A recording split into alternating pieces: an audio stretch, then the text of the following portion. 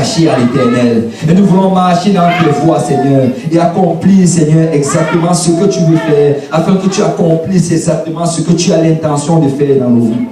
Seigneur Jésus, sans ton saint nom que nous avons prié, si l'Assemblée de Dieu peut dire au nom de Jésus. Si on peut battre main pour le Seigneur avant de nous asseoir. Alléluia, merci Seigneur. Alléluia, wow. Ça c'est comme des applaudissements pour les matchs de golf. Si quelqu'un peut vraiment battre ses mains pour le Seigneur. Alléluia.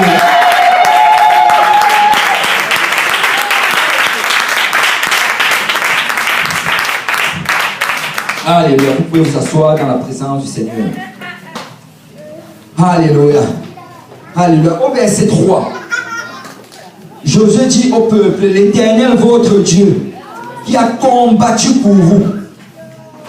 Et que, si tu regardes comment Israël a conquis la terre promise, si tu regardes les combats par lesquels ils sont passés, l'ennemi auquel ils ont fait face, tu vas réaliser que la plupart des ennemis auxquels ils faisaient face étaient plus nombreux et plus puissants qu'eux.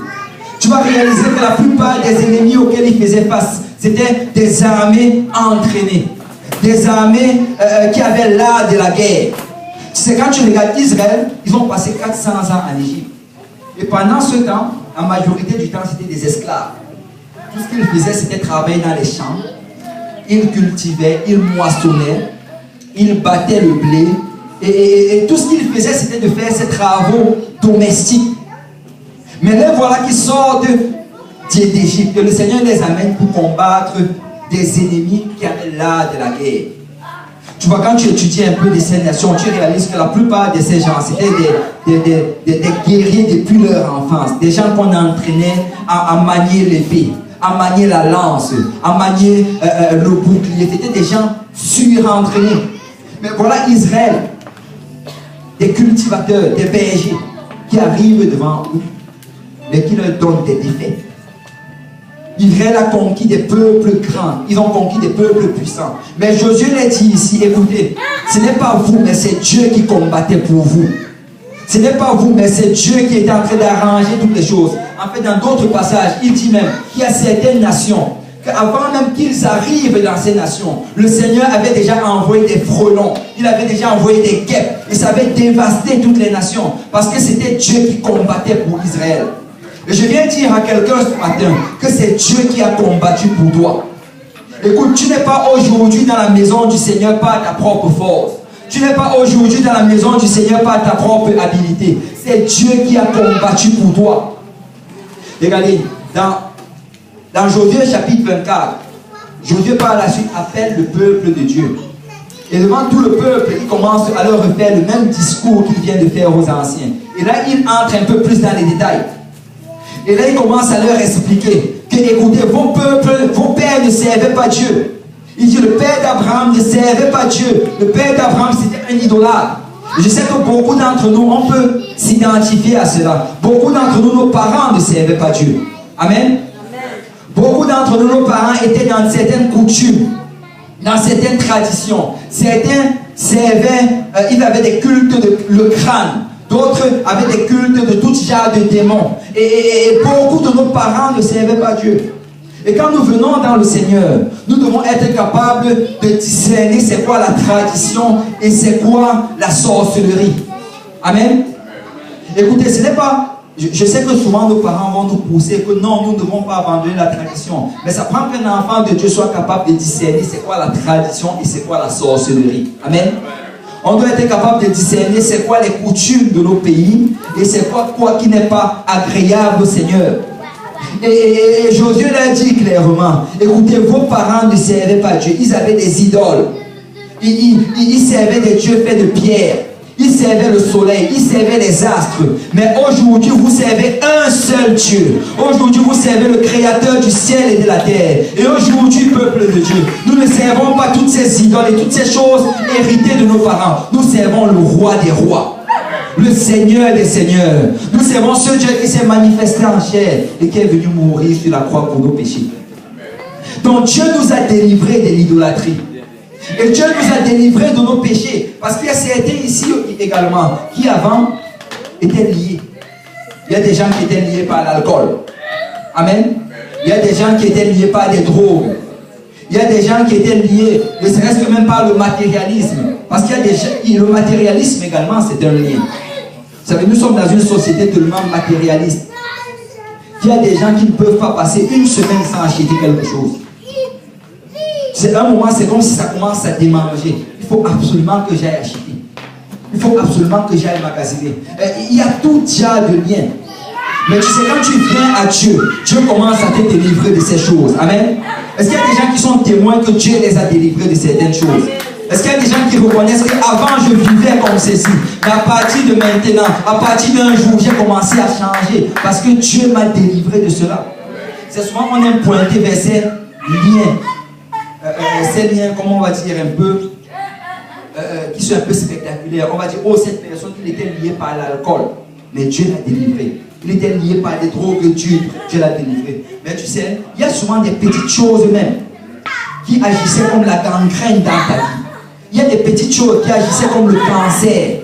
Mais le Seigneur a commencé à te délivrer de cela. Mais moi, je veux rendre grâce au Seigneur également pour les petites choses. Amen. Je veux rendre grâce au Seigneur même pour ces... Écoute, si c'était le commérage, rends grâce à Dieu parce qu'il t'a délivré du commérage. Amen. Écoute, si c'était, je ne sais pas, je ne sais pas, si tu avais ces péchés-là, qu'on dit des péchés mignons, laisse-moi te dire qu'il n'y a aucun péché qui est mignon. Il n'y a aucun péché que le Seigneur tolère. Le moindre péché va t'empêcher d'aller au ciel. Écoute, donc même ces petites choses, tu dois louer le Seigneur pour cela. Tu dois rendre grâce au Seigneur pour cela. Et aujourd'hui, nous sommes reconnaissants et nous savons que Dieu nous a délivrés de certaines choses. Amen. Et tu sais, Josué a continué à toucher ces choses. Et il a dit, Dieu vous a délivré. Reconnaissez que Dieu a combattu pour vous. Reconnaissez que ce n'est pas la grâce de Dieu que vous servez le Seigneur. Mais tu sais, après avoir dit cela, au verset 5, il dit, l'Éternel, votre Dieu, les repoussera devant vous et les chassera devant vous et vous posséderez leur pays. En fait, ce qu'il dit ici, c'est que, écoutez, Dieu vous a déjà donné possession de certaines terres. Mais reconnaissez qu'il y a encore d'autres choses dont vous devez prendre possession. Amen. Est-ce qu'il y a des gens ici qui sont honnêtes, qui ont d'autres choses et qui doivent récupérer dans le Seigneur? Est-ce qu'il y a des gens ici qui sont honnêtes, qui reconnaissent que je ne suis pas encore arrivé? J'ai encore un chemin à faire. Il y a encore des choses que le Seigneur doit me donner. Il y a encore des choses que le Seigneur doit agir dans ma vie.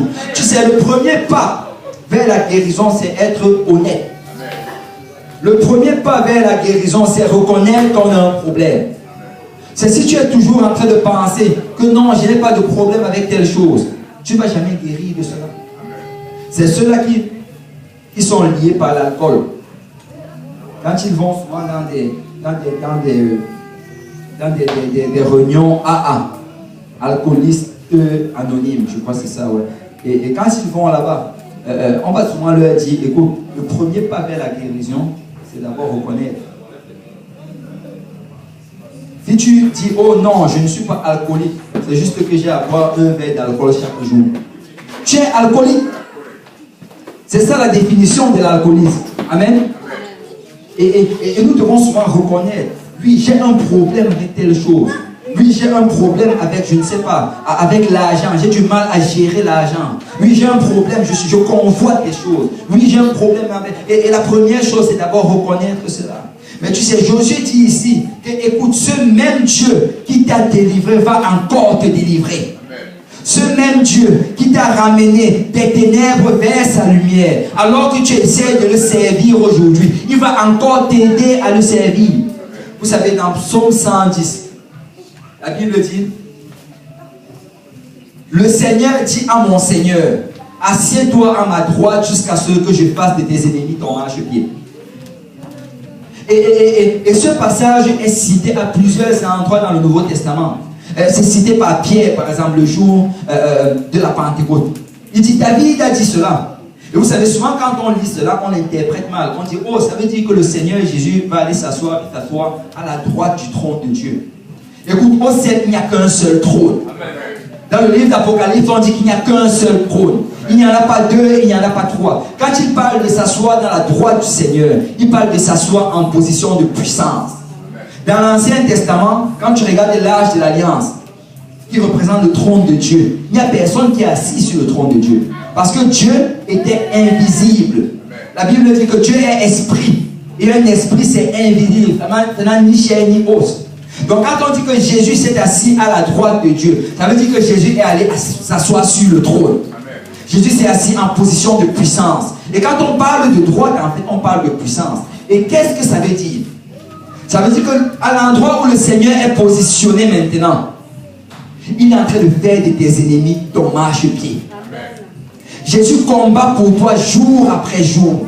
Jour après jour. Et la Bible dit qu'il va rester dans cette position de combat, jusqu'à ce que tu aies eu une victoire totale.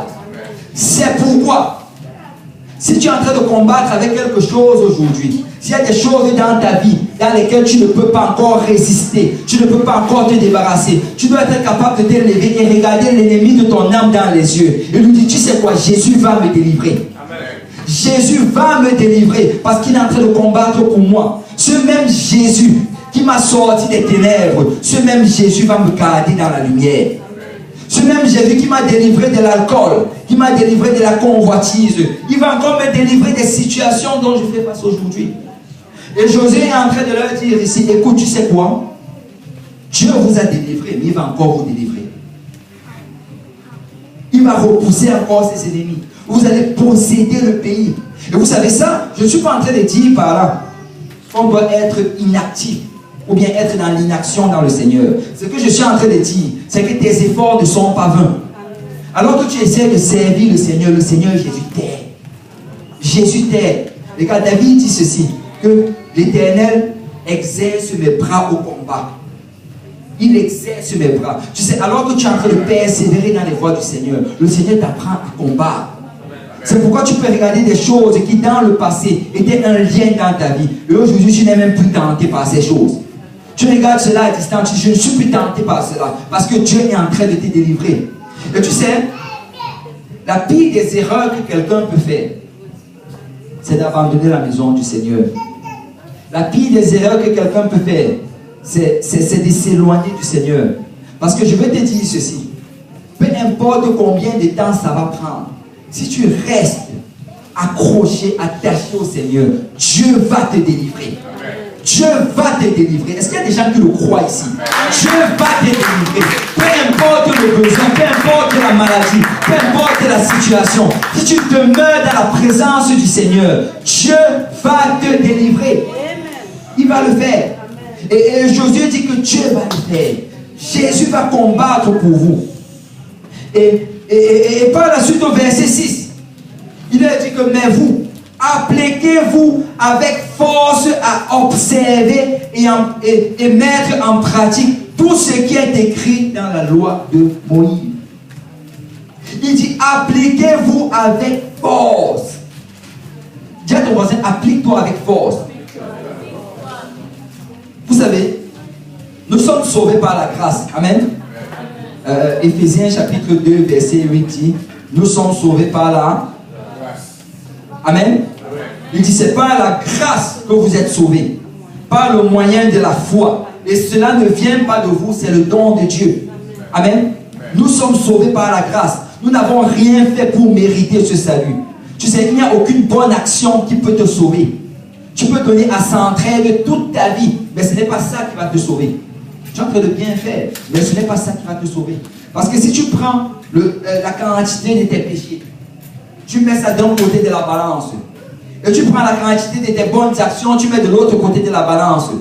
Tu sais, le côté où il y a les mauvaises actions va être tellement lourd que ça va frapper ça au sol, et tes bonnes actions vont juste disparaître. Parce que la quantité de mauvaises actions que nous faisons, la Bible dit que notre cœur est méchant et tortueux par-dessus tout. Tu sais, peu importe combien tu essaies de faire le bien, tu auras toujours tendance à faire le mal. Peu importe combien tu vas essayer de servir le Seigneur, il y aura toujours cette tendance-là qui va t'attirer vers le mal. Donc nous n'allons jamais être sauvés par nos bonnes actions. Amen. C'est par la grâce que nous sommes sauvés. Et tu sais, si tu veux être sauvé, ce que ça prend, c'est que tu entres en Christ. C'est que tu dis, Seigneur, me voici, je veux être sauvé. Seigneur, mets ta justice en moi, mets ta bonté en moi, mets ta fidélité en moi. Et nous entrons en Christ au travers de l'obéissance à l'évangile. C'est la Bible dit dans Galates chapitre 3 verset 27. Tous ceux qui qui ont été baptisés en Jésus-Christ ont revêtu Christ. C'est si tu veux vivre dans la justice, tu dois être baptisé en Jésus-Christ. Tu dois être plongé dans l'eau en invoquant le nom de Jésus-Christ. Et alors qu'on invoque le nom de Jésus sur ta vie, tu revêts Christ.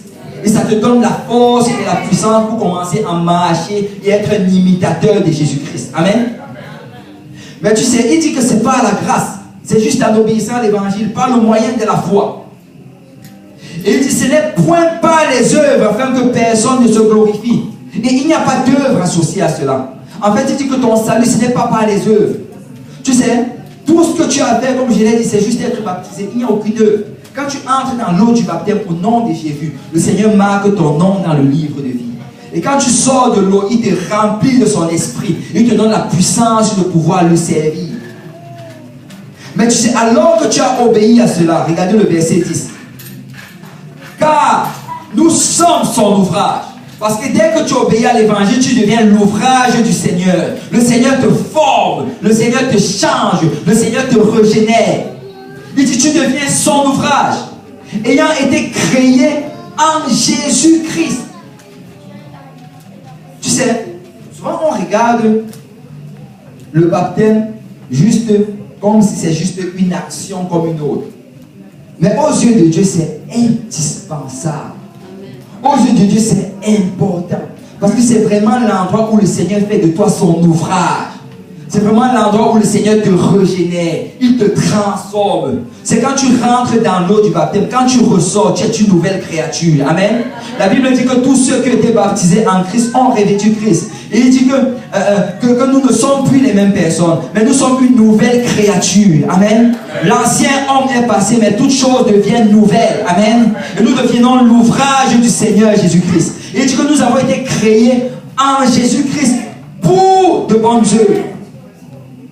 Quelqu'un dit pour de bonnes œuvres. Vous savez, souvent on pense que, oh, parce que je sais le Seigneur, je n'ai pas besoin de faire de bonnes œuvres. Mais la Bible dit tout le contraire. La Bible dit que tes bonnes œuvres, avant l'évangile, mais ça n'avait pas de valeur. Parce que là, tu les comparais à tes mauvaises œuvres. Tu étais en train d'essayer de balancer la chose. Et essayer d'équilibrer. Et c'était impossible que ça s'équilibre. Mais il dit que maintenant que tu obéis à l'évangile, maintenant tes bonnes œuvres comptent. Amen. Parce que la Bible dit créer en Jésus pour de bonnes œuvres que Dieu a préparées d'avance. Tu sais, en fait, avant même que tu n'obéisses à l'évangile, Dieu avait déjà préparé des bonnes œuvres que tu dois faire. Amen. Écoute, ne te laisse pas mentir par cette culture chrétienne qui enseigne aujourd'hui que maintenant que tu sers le Seigneur, tu n'as besoin de rien faire. Que tu peux vivre comme tu veux. Que tu peux vivre dans toute forme de libertinage. Écoute bien ceci. Paul dit qu'on ne vous trompe pas. Parce que les impudiques, les impurs, les menteurs, les idolâtres, les cupides ne vont pas hériter du royaume de Dieu. Parce qu'un enfant de Dieu doit marcher dans la vérité. Un enfant de Dieu doit marcher dans la sanctification, dans l'obéissance. Il doit se détourner du péché et essayer de ressembler au Seigneur Jésus. Donc il y a des bonnes œuvres qu'on doit faire. Amen. Et le Seigneur dit par la suite, dans le livre de Matthieu, chapitre 5 ou chapitre 6, il dit que votre lumière luise. Que votre lumière luise parmi les hommes, afin qu'ils voient vos bonnes œuvres et glorifient notre Père qui est dans le ciel. Donc ça veut dire que tes collègues de travail doivent voir tes bonnes œuvres. Amen. Tes camarades de classe doivent voir tes bonnes œuvres. Ta famille doit voir tes bonnes œuvres. Donc nous sommes appelés à produire de bonnes œuvres. Donc nous ne sommes pas juste appelés à rester s'asseoir dans la maison de Dieu et attendre le retour du Seigneur. Mais on doit produire des bonnes œuvres. Amen. On doit marcher dans la vérité. On doit marcher dans la sanctification. On doit évangéliser. On doit enseigner des études bibliques. On doit inviter des gens dans la maison du Seigneur. On doit produire des bonnes œuvres. Est-ce qu'il y a des gens qui vont produire des bonnes œuvres? Est-ce qu'il y a des gens qui veulent produire de bonnes œuvres? Alléluia. Alléluia. Et la Bible dit que Dieu les a préparés d'avance. Afin que nous les ignorons. Wow. Afin que nous les ignorons. Non. Regardez bien dans la parole de Dieu, c'est Éphésiens chapitre 2, verset 10. Afin que nous les pratiquions. Nous les pratiquions. Et Josué dit ici appliquez-vous avec force. Et vraiment, mon cri de cœur ce matin, c'est de dire à quelqu'un, tu dois t'appliquer à servir le Seigneur. Tu dois t'appliquer. Vous savez, nous avons cette tendance naturelle à nous appliquer dans les choses qui vont nous apporter un gain matériel. Nous allons nous appliquer. Écoute, si tu vas à ton patron te dit, écoute, si tu arrives encore en retard, une fois je te renvoie. Laisse-moi te dire, tu ne vas plus arriver en retard. Amen. Amen. Amen. Mais vous savez, ce qui concerne les choses de Dieu, on aura toujours des raisons. Écoute, moi je me rappelle encore. En fait, avant, quand j'étais en pause études, j'ai fait tout genre de travail. Je ne sais pas s'il y a un travail ici à Montréal que je n'ai pas fait. Et je me rappelle, un de ces travaux, c'était le télémarketing. Et ça, c'était pas un travail facile. Je crois que c'est l'un de mes travaux les plus difficiles. Et ce que nous, on devait faire, premièrement, c'était loin de chez moi. Je devais prendre un bus, je ne sais plus trop, quelque part à côté de qui devait m'amener loin. Et quand tu arrivais là-bas, c'était des conditions vraiment très, très étranges. Parce que c'était une compagnie qui vendait des services d'entretien de pelouse, mais en plein hiver. Les services d'entretien de la pelouse, c'est le gazon. Entretien de gazon en plein hiver. En fait, ils n'allaient pas entretenir le gazon en hiver. Mais ce qu'on faisait, c'est qu'on appelait les gens. Écoute, il fait peut-être moins 30 à l'extérieur. Et là, tu appelles quelqu'un, tu lui dis, bonjour monsieur, nous voulons vous proposer des services pour entretenir votre gazon. C'est moi vous dire qu'on a plusieurs fois des gens qui raccrochaient le téléphone à leur force. Parce que c'était quelque chose. Et ce n'était pas facile. Mais en même temps aussi, même les conditions de travail n'étaient pas faciles. En fait, on devait rester assis comme ça. Et ce n'est même pas nous qui appelons, il y avait un système automatisé. Donc tu restes assis, ton téléphone appelle les gens automatiquement. Et souvent, tu appelles, tu tombes, tu commences à parler à la personne, on te raccroche au nez.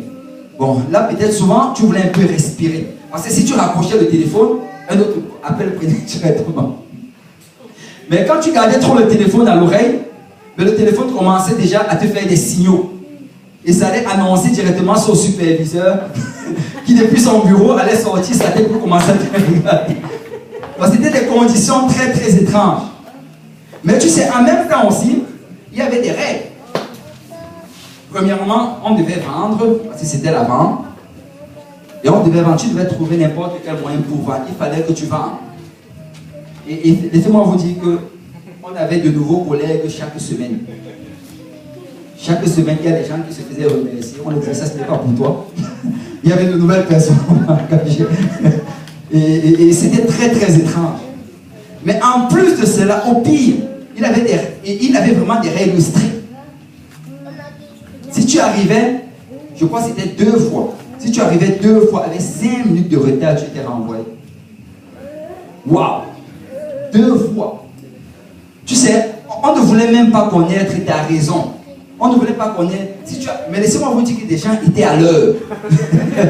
Les gens étaient tempête, pas tempête, soleil, n'importe quoi. Même quand le bus ne passait pas, les gens étaient à l'heure.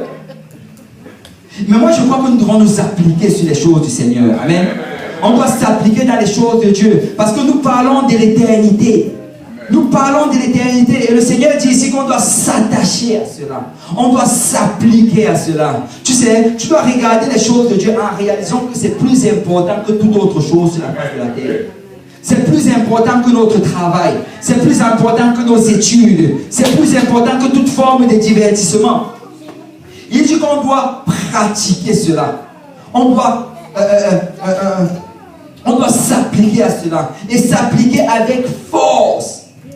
La Bible dit de servir le Seigneur avec crainte et tremblement. Amen. De servir le Seigneur avec crainte et tremblement. Réalisons que c'est la vie des gens qui sont en jeu. Réalisons que c'est notre vie qui est en jeu. Écoute, la prochaine fois que tu as envie de repousser ton temps de prière, réalise que ta vie est en jeu. La prochaine fois que tu veux manquer la maison de Dieu, réalise que ta vie est en jeu. Et non seulement la tienne, la vie de quelqu'un d'autre. Parce que chaque fois qu'on repousse les choses du Seigneur, chaque fois qu'on se rebelle à la parole du Seigneur, nous sommes en train d'inviter un esprit dans notre vie. C'est chaque fois que tu obéis, tu invites un esprit d'obéissance et un esprit de soumission. Et là, tu t'attaches davantage au Seigneur. Mais chaque fois que tu désobéis, tu invites un esprit de rébellion. C'est pourquoi on en a parlé un peu la dernière fois, jeudi passé. C'est exactement ça qui s'est passé dans la vie de Saül.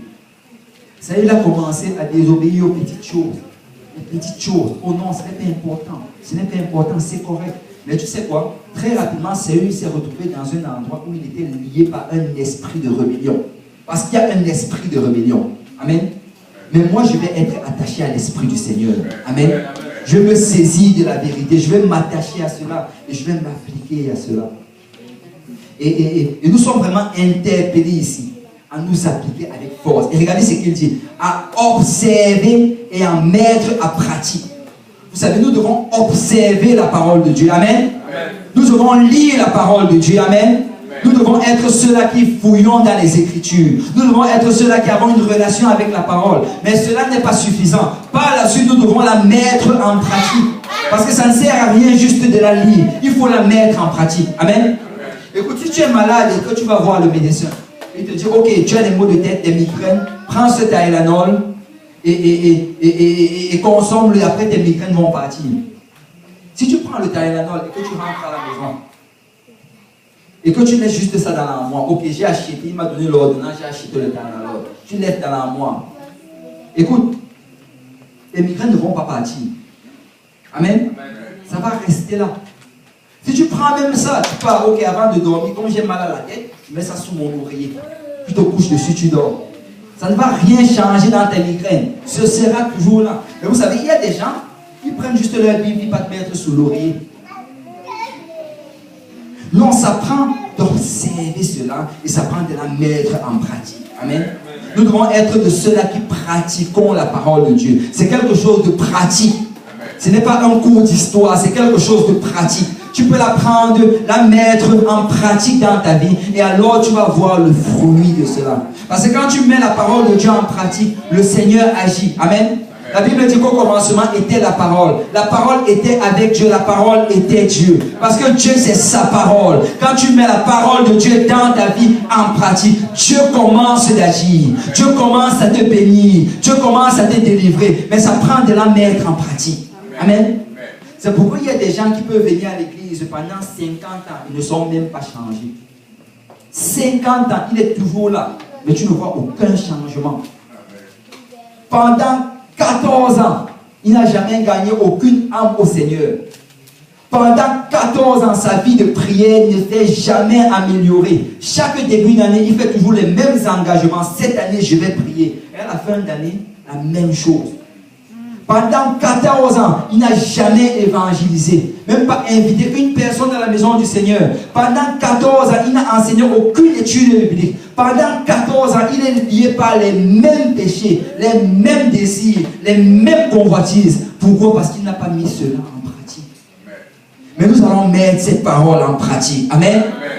Alléluia. Wow, j'aurais espéré un amen un peu plus redondant. Nous allons mettre cette parole en pratique. Amen. Nous allons nous saisir de cette parole. Nous allons obéir à cette parole. Et nous allons voir la main de l'Éternel agir.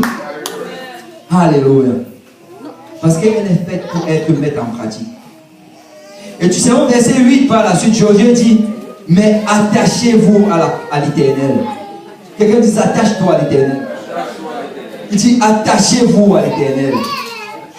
Vous savez, quand tu regardes le livre de Josué, c'est un livre de conquête. Le livre de Josué, c'est un livre où on nous montre comment Israël a conquis les promesses que le Seigneur lui avait données. Mais quand tu regardes dans le Nouveau Testament, le livre qui s'identifie au livre de Josué, c'est le livre d'Éphésiens. Et dans le livre d'Éphésiens également, on nous parle des conquêtes. On nous parle comment nous, on va conquérir les promesses de l'Éternel dans notre vie. Et quand tu vas dans le livre d'Éphésiens, d'abord Éphésiens chapitre 4, à partir du verset 20, on voit comment Paul commence à parler de deux hommes. Il parle du vieil homme, quelqu'un dit le vieil homme. Il parle de l'homme nouveau, quelqu'un dit l'homme nouveau. Tu sais, il dit ceci, que quand nous venons dans le Seigneur, il y a le vieil homme, il y a l'homme nouveau. Il dit que le vieil homme va vouloir nous attirer dans les convoitises mondaines, va vouloir nous attirer dans les vaines manières que nous avons héritées de nos parents. Et nous allons être tentés des mêmes choses qu'on faisait dans le monde. Est-ce qu'il y a des gens qui sont honnêtes, que malgré le fait qu'ils servent le Seigneur, souvent ils sont tentés par les choses qu'ils faisaient avant? Amen. Wow, je crois que le reste, ce sont juste des anges, j'ai l'impression. Tout le monde, wow, tu es un ange. Et le vieil homme, en fait, le vieil homme va toujours être attiré par cela. Il va toujours vouloir ces mêmes choses qu'il y avait dans le passé. Écoute, si c'était l'alcool, il va toujours être attiré vers l'alcool. C'était le commérage, c'est toujours vers cela. C'était les désirs pernicieux et toutes ces choses. Il va toujours être attiré par cela. Mais tu sais, de l'autre côté, l'homme nouveau, qui est créé selon Christ, va être attiré par les choses du Seigneur. C'est pourquoi quand tu sers le Seigneur, tu commences, souvent tu as juste envie d'être dans la maison du Seigneur. C'est si tu regardes dans le passé, tu ne voulais pas, on allait t'inviter. Non, tu étais intéressé pour autre chose. Mais maintenant, souvent, tu veux juste être dans la maison du Seigneur. Amen. Est-ce qu'il y a des témoins dans la salle? Amen. Tu veux juste être là, dans la présence du Seigneur. C'est souvent, tu veux juste lire la parole du Seigneur. Lire une parole de réconfort. Lire une parole d'encouragement. Souvent, tu veux juste être en train de louer avec le peuple de Dieu. Tu veux danser, tu veux chanter. Et souvent, je me retrouve à mon lieu de travail. Et là, je suis juste en train de dire, Seigneur, si je peux être dans ton église. Je peux juste être en train de louer, de danser le Seigneur. Parce qu'il y a l'homme nouveau qui est attaché à ces choses. Amen.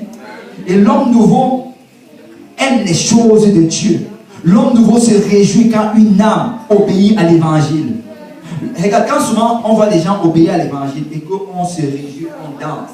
C'est l'homme animal, quelqu'un qui ne sert pas Dieu. Quand tu regardes cela, il dit que ces gars sont fous. Donc vous dansez, vous chantez juste parce que quelqu'un est rentré dans l'eau. Et regarde, pour eux, c'est de la folie. Mais c'est parce que l'homme nouveau est en train d'agir en nous. Amen. L'Esprit de Dieu est en train d'agir. L'Esprit de Dieu est en train de se réjouir.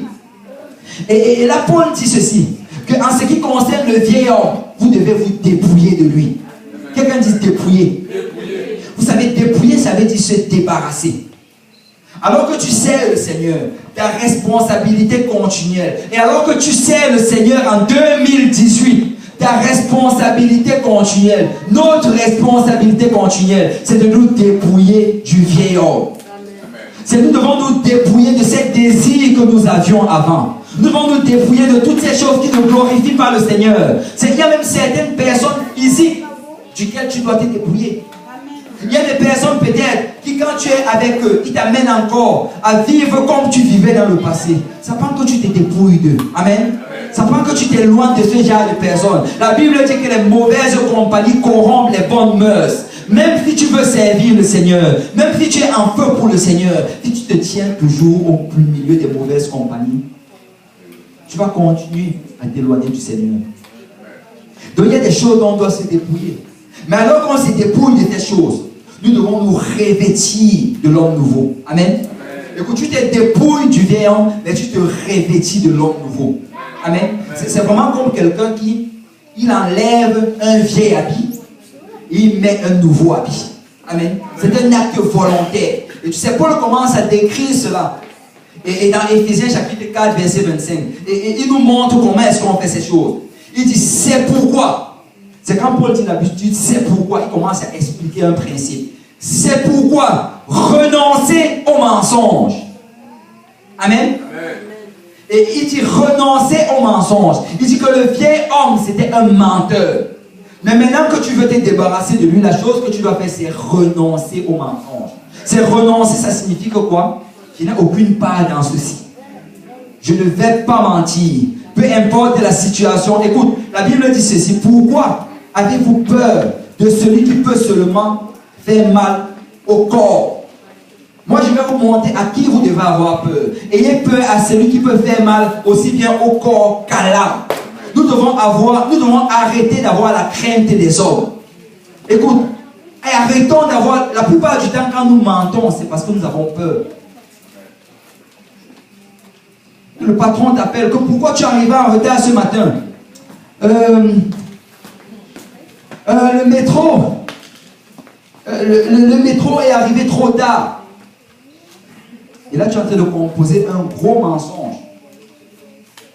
Tu commences à chercher tout genre. Et ça, c'est à cause de la peur. Écoute, sois honnête, dis la vérité. Je me suis levé tard ce matin. D'habitude, je prends le métro de telle heure, mais je me suis réveillé tard. Qu'est-ce que tu vas me faire, patron? Ne dis pas que tu vas lui dire que mais je décide d'être honnête envers le Seigneur. Amen. Je décide de dire la vérité. Il dit, je renonce au mensonge. Et que chacun de vous parle selon la vérité. Tu sais, renoncer au mensonge, c'est se dépouiller du vieil homme. Mais par la suite, parler selon la vérité, c'est revêtir l'homme nouveau. Je vais ressembler à Christ. Amen. Je vais dire la vérité. Je n'aurai pas peur de dire la vérité. Et par la suite, il touche d'autres choses. Verset 28. Que celui qui dérobait ne dérobe plus. Écoute, si tu volais avant, ne vole plus. Si tu vois quelque chose qui ne t'appartient pas, ne prends pas parce que c'est du vol. Amen. Waouh. Il y a eu un seul Amen. Si tu vois quelque chose qui ne t'appartient pas, même si tu as l'impression que c'était abandonné là, ne prends pas parce que c'est du vol. Amen. Si ce n'est pas pour toi, alors c'est du vol. Si tu trouves quelque chose dans l'église, ce n'est pas que Dieu t'a béni avec cela. Prends, remets au pasteur, ça appartient à quelqu'un d'autre. Amen. Amen. Et il dit renoncer au... pardon. Il dit que celui qui dérobait ne dérobe plus, mais plutôt qu'il travaille. Amen. Vous savez, souvent, on pense que quand on vient servir le Seigneur, on va se mettre à cet endroit où l'église va commencer à travailler pour nous. On va se placer à cet endroit où l'église va pourvoir à tous mes besoins. Non, la Bible dit que Dieu va pourvoir à tes besoins. Ce n'est pas l'église qui pourvoit à tes besoins. Amen. Écoute, notre responsabilité, en fait, nous sommes de l'église. Amen. Je me rappelle encore. Waouh, ça risque de voler mon temps, mais anyway, on va juste avancer. Et étant membre de l'église, c'est à nous de travailler pour que l'église avance, pour que le royaume de Dieu avance. Et il dit ici que celui qui dérobait, mais qu'il travaille plutôt en faisant de ses mains ce qui est bien pour avoir de quoi donner à celui qui est dans le besoin. Alors au lieu de rester et de chercher à ce qu'on nous donne, plutôt cherchons à donner. Amen. Cherchons à travailler pour donner. Et il dit par la suite au verset 29 qu'il ne sorte de votre bouche aucune parole mauvaise. Mais s'il y a lieu, quelques bonnes paroles. Il dit ici, ne dis pas de mauvaises choses. C'est quand on parle de mauvaises choses, souvent on pense que c'est juste dire des choses, je ne sais pas, dire des jurons ou bien insulter. Mais vous savez, souvent il y a certains commentaires que tu n'as pas besoin de faire. Amen. Il y a certaines remarques que nous n'avons pas besoin de faire. Écoute, moi, j'ai décidé une chose, que je vais juste te dire des choses positives. C'est quand tu vois ton frère ou ta soeur, chercher quelque chose de positif à lui dire. Amen.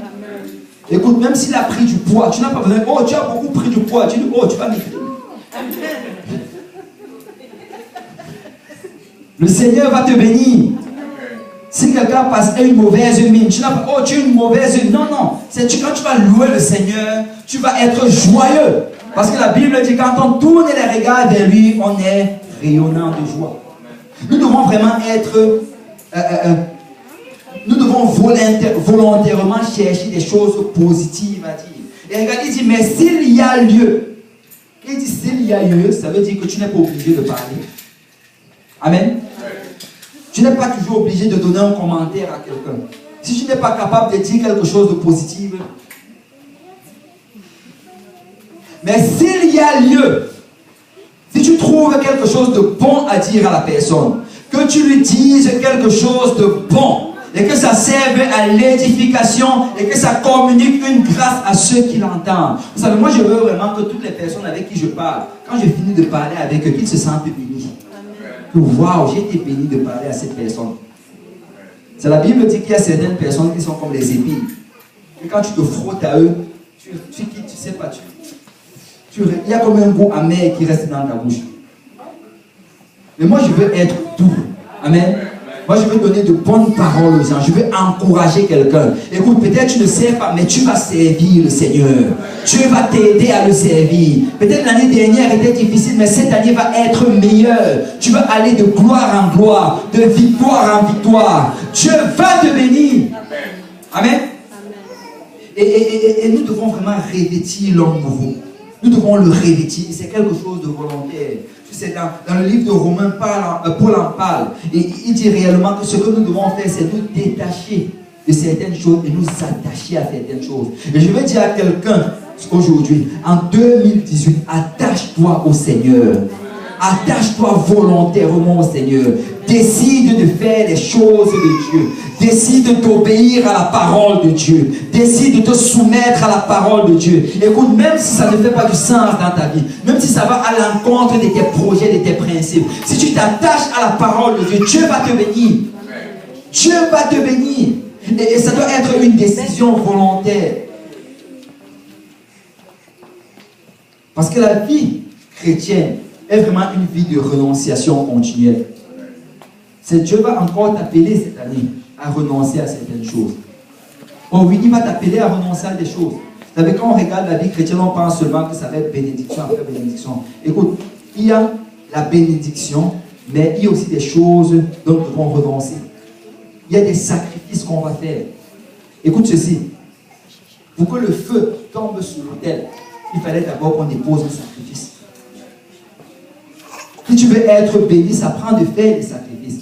Ça prend de relâcher certaines choses. Et Dieu va nous interpeller cette année. Alors que nous entrons dans l'année 2018, Dieu va nous interpeller à relâcher certaines choses, à renoncer à certaines choses, à nous débarrasser de certaines choses. Et je vais dire à quelqu'un ce matin, que ce même Dieu qui t'a donné la victoire dans le passé, alors que tu vas renoncer à certaines choses, il va encore te donner la victoire. Il va encore te bénir. Tu sais, et là je ne veux pas le lire, mais par la suite dans Josué chapitre 23, à partir du verset 10, Josué commence à leur parler. Il dit, vous savez, Dieu va vous donner d'autres victoires.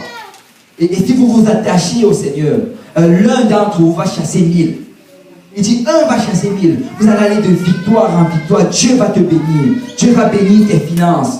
Dieu va bénir ta famille. Dieu va bénir tes enfants. Est-ce qu'il y a des gens qui croient que Dieu va les bénir? Amen. Dieu va te bénir.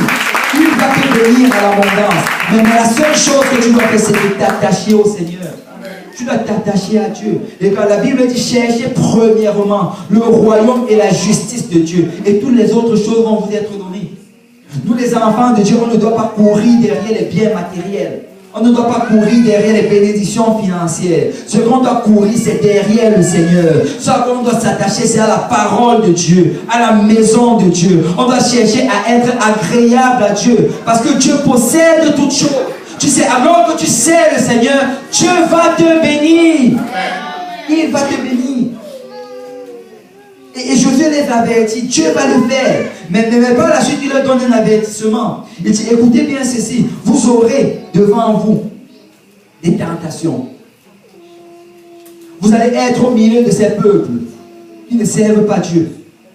Vous allez côtoyer ces gens-là qui servent des idoles. Et vous allez être tenté par cela. Et je vais dire à quelqu'un, cette année encore, tu vas être tenté. Tu sais, tu vas être tenté à servir les mêmes dieux que ceux de l'extérieur servent. Tu vas être tenté à servir le Dieu de l'argent. Tu vas être tenté à faire des compromis avec ta marche avec le Seigneur.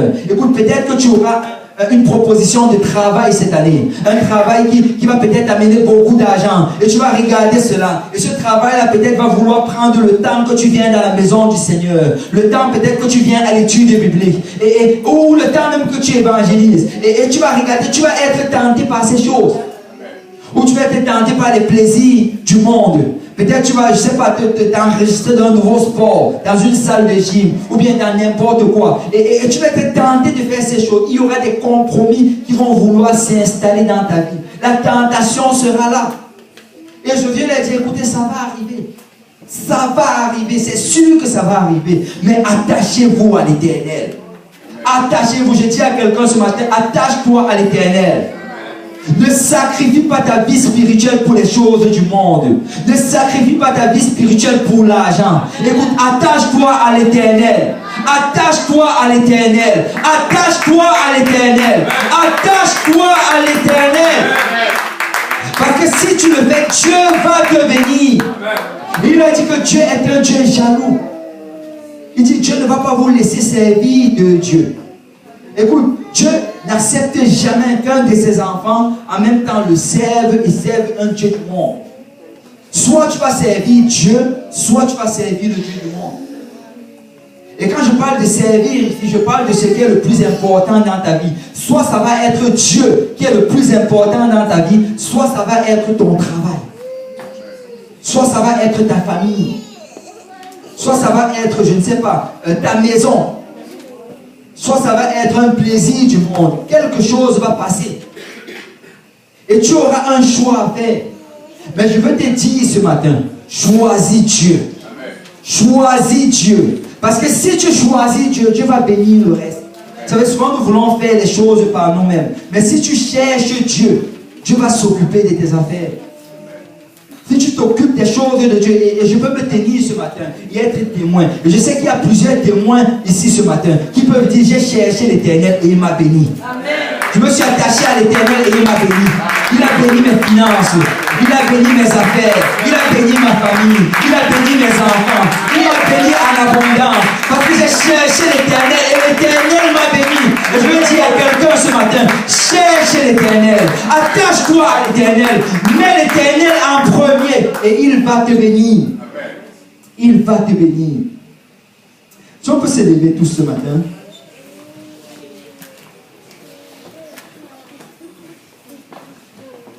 Et en finissant son discours, Josué dit au peuple de Dieu que Dieu va accomplir le bon. Mais il faut aussi accomplir le mauvais. Il dit Dieu, toutes les promesses qu'il a faites, les promesses de bénédiction, les promesses de restauration, les promesses que Dieu t'a faites en ce qui concerne tes finances, en ce qui concerne ta santé, tes enfants, ta vie familiale, en ce qui concerne ton mariage, toutes ces promesses, si tu t'attaches à Dieu, il va le faire. Mais tu sais, de l'autre côté, il a dit aussi, écoutez, si par contre vous décidez de mettre ces choses-là devant le Seigneur, si vous décidez qu'écoute, moi je vais plutôt m'attacher aux choses du monde, et que ton travail devient plus important que Dieu, que les plaisirs de ce monde, toutes ces idoles, que ça devient plus important que Dieu, Dieu va aussi accomplir les paroles mauvaises qu'il a dit. Parce que notre Dieu, ce n'est pas un Dieu inactif, ce n'est pas un Dieu inerte. Si tu le sais, il te bénit en abondance. Mais si tu t'éloignes de lui, sa main de bénédiction va quitter. Et tu sais, Josué se lève devant eux. Et dans Josué chapitre 24, verset 14, alors qu'il se trouve devant tout le peuple, il dit maintenant craignez l'Éternel et servez-le avec intégrité et fidélité. C'est l'intégrité. Ça c'est une vertu qui manque beaucoup à notre génération. Être intègre, ça veut dire que de la même manière que tu sers Dieu dans la maison de Dieu, tu sers Dieu chez toi. De la même manière que tu sers Dieu alors que tu es au milieu du peuple de Dieu, tu sers Dieu dans ton lieu de travail, dans ton école, dans les rues, partout où tu vas, tu es le même que dans la maison du Seigneur. Et Josué l'a dit, craignez l'Éternel et servez-le avec intégrité. Et pas seulement l'intégrité, mais fidélité. Oh, parce que c'est quelque chose de dire, oh oui, aujourd'hui je vais servir le Seigneur. Mais qu'en est-il de demain? Qu'en est-il du mois de mars? Qu'en est-il du mois d'avril? Qu'en est-il du mois de mai jusqu'au mois de décembre? Ça prend que quelqu'un dise, je vais être fidèle. Je vais être fidèle, peu importe ce qui arrive. Les montagnes ou les vallées, les attaques, toute forme d'oppression, ou bien de dépression, ou bien toute charge d'attaque, je vais être fidèle. Je vais être fidèle. Il dit, faites disparaître les dieux qu'on servit vos pères de l'autre côté du fleuve, en Égypte, et servez l'Éternel. Il dit ceci, parce que tu étais baptisé au nom de Jésus-Christ, tu as traversé le fleuve. La vie ancienne est de l'autre côté du fleuve. Maintenant, c'est le Seigneur. C'est le Seigneur. Oublie les dieux étrangers. Et c'est après avoir dit cela, Josué les regarde dans les yeux. Il leur dit, et si vous trouvez bon de ne pas servir l'Éternel, pardon, si vous ne trouvez pas bon de servir l'Éternel, Choisissez aujourd'hui qui vous voulez servir. Ou les dieux que servaient vos pères au-delà du fleuve. Ou les dieux des Amoréens. Dans le pays desquels vous habitez. Il dit, écoutez, vous allez devoir faire un choix. Chacun d'entre nous, on va devoir faire un choix. Je ne peux pas choisir pour toi. Je peux juste choisir pour moi. Et Josué dit, moi et ma maison, nous servirons l'Éternel. C'est déjà ton voisin, je ne peux pas choisir pour toi. Mais dit, moi et ma maison, nous servirons l'Éternel. Nous allons servir l'Éternel. C'est jusqu'à ce que cette trompette va sonner, je vais servir l'Éternel. Je vais renoncer ce à quoi je dois renoncer. Je vais m'attacher ce à quoi je dois m'attacher. Je vais faire les sacrifices que je vais faire. Mais je vais servir le Seigneur. Parce que quand cette trompette va sonner, je vais monter. Et pas seulement moi, mais mes enfants vont monter. Pas seulement moi, mais ceux à qui j'enseigne la parole. Et nous allons monter. Parce que nous allons servir le Seigneur. Alléluia. Je vais servir le Seigneur. Quelqu'un dit, je vais servir le Seigneur. Alléluia. Moi et ma maison, nous servirons l'Éternel. Et je prie que ce soit la déclaration du cœur de quelqu'un aujourd'hui. Je vais servir le Seigneur. Je vais servir le Seigneur. Tu sais, la Bible dit que quand nous obéissons à l'Évangile, c'est vraiment symbolique au mariage. Quand on se marie, deux personnes se trouvent devant le pasteur. Et là, une personne, on commence, j'imagine, souvent par l'époux. On lui demande, est-ce que tu promets devant le Seigneur? Et toute la formule d'aimer dans le bonheur, dans le malheur, jusqu'à ce que la mort vous sépare. Et l'époux doit dire, je le veux. Et vous savez, notre époux, c'est Jésus. Une description continuelle du Seigneur Jésus dans la parole, c'est qu'on dit qu'il est fidèle. Il est fidèle. C'est depuis le jour qu'il a dit je le veux, il n'a jamais changé sa parole. Et jusqu'au jour où il va revenir, parce qu'il a dit qu'il sera avec nous jusqu'à la fin du monde. Il ne va jamais te délaisser et jamais t'abandonner. Mais tu sais pas, là sur le passage se tourne vers l'épouse et lui dit, et toi, est-ce que tu promets d'aimer ton mari dans le bonheur et dans le malheur, jusqu'à ce que la mort vous sépare? Mais tu sais, l'épouse aussi, elle doit dire, je le veux. Elle doit dire, oui, je le veux. Et tu sais, ce à quoi on s'attend, c'est que de même que l'époux sera fidèle, l'épouse aussi soit fidèle. Et peut-être quand elle se trouve devant le pasteur ce jour-là, elle ne sait pas ce qui va s'en venir dans les années futures. Elle ne connaît pas les souffrances par lesquelles elle va traverser, les douleurs dont elle va faire face, les attaques et toutes ces choses. Mais tu sais, ce jour-là, elle fait une déclaration solennelle devant le Seigneur. Et elle dit, je le veux. Et tu sais, c'est une déclaration par la foi. Parce que c'est en train de dire, Seigneur, je le veux, mais toi, tu vas m'aider. Seigneur, je vais te servir en 2018, mais toi, tu vas m'aider. Parce que je ne m'appuie pas sur mes forces. Ma capacité vient du Seigneur. Mais je déclare aujourd'hui, nous allons servir le Seigneur. Alors je me demande si on peut, en acte de foi, s'avancer en avant et on va venir en disant, je le veux.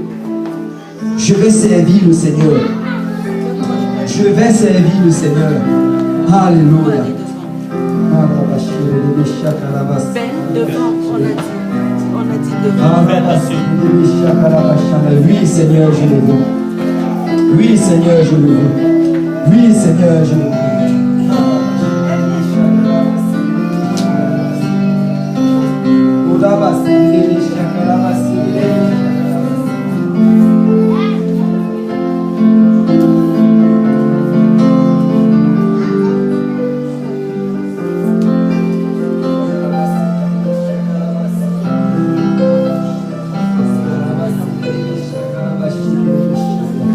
Alléluia. Si chacun d'entre nous, si on peut prier, alléluia. Et si quelqu'un peut vraiment déclarer devant le Seigneur, Seigneur, je vais te servir. Seigneur, je vais te servir. Père, tu vas m'aider, Seigneur, à persévérer. Tu vas m'aider, Seigneur, à demeurer. Tu vas m'aider à être fidèle.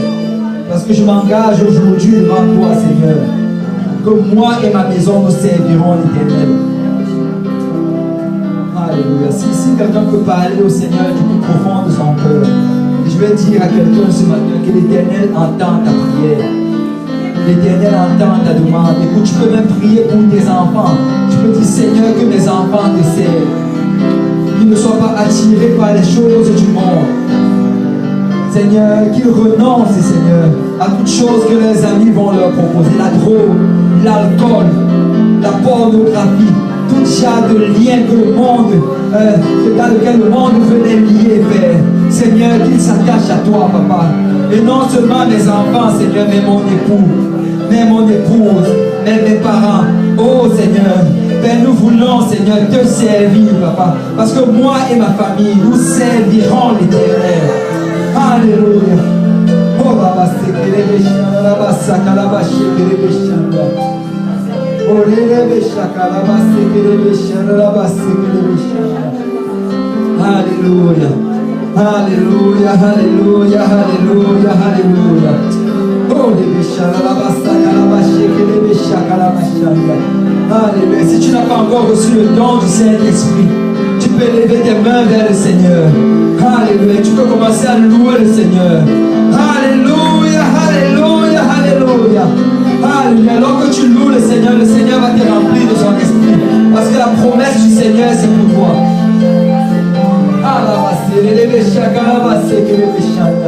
Alléluia, alléluia. Alléluia, alléluia, alléluia. Oui, Seigneur, nous servirons l'Éternel. Oui, Seigneur, nous servirons l'Éternel. Alléluia, Satan, éloigne-toi de la maison du Seigneur. Éloigne-toi de mes enfants. Éloigne-toi de ma famille. Parce que je déclare solennellement en ce jour, nous servirons l'Éternel. Alléluia, alléluia.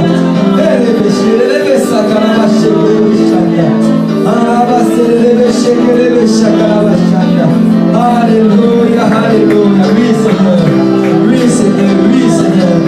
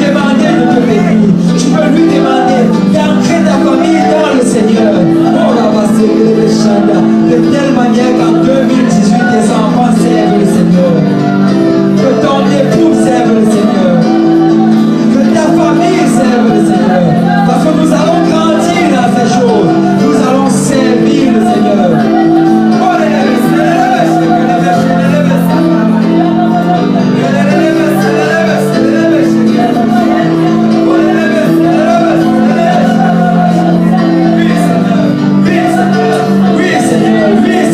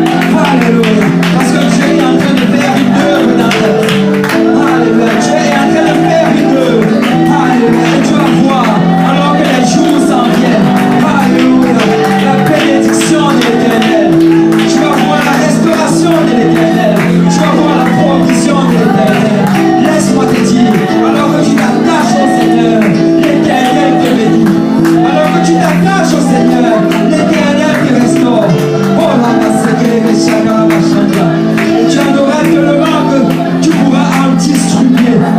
Alléluia. Alléluia. Alléluia. Alléluia. Merci Seigneur. Merci Seigneur. Alléluia. Je me demande si quelqu'un peut pousser un cri de victoire. Alléluia. Si quelqu'un peut pousser un cri de victoire.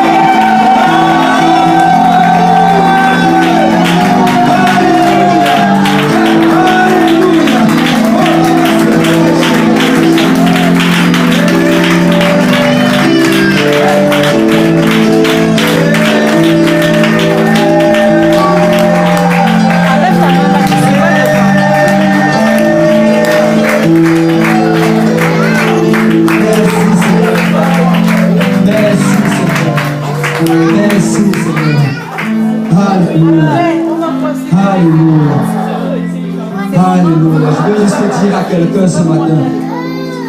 Tu sais, marque ces mots comme une prophétie de la part de l'Éternel.